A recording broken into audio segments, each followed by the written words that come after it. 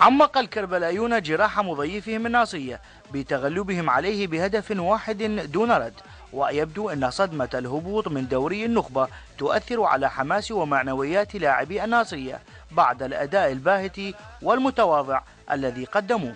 شوط المباراة الأول انتهى سلبيا وسط هجمات متبادلة من الطرفين، وفي الفترة الثانية وعند الدقيقة 55 ومن كرة ثابتة انبرى لها مدافع كربلاء علي مالك مسجلا هدف الفوز الوحيد لفريقه ليدخل الناصرية مرحلة البحث عن التعديل والعودة لأجواء المباراة، إلا أن التركيز كان غائبا عن اللاعبين من خلال المحاولات غير المركزة مع التنظيم الدفاعي للضيوف الذين حافظوا على النتيجة حتى النهاية.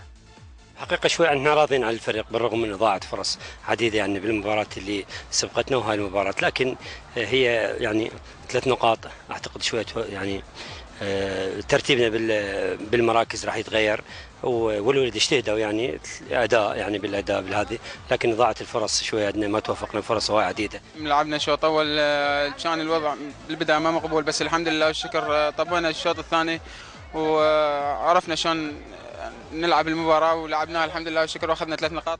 مدرب الناصرية أشار إلى أن أحد أهم أسباب الخسارة هو الاعتماد على العناصر الشابة ذات الخبرة المحدودة. فبهذه النتيجة ظل رصيد الناصرية متجمدا عند النقطة 11، فيما ارتفع رصيد كربلاء إلى 34 نقطة. إذن فريق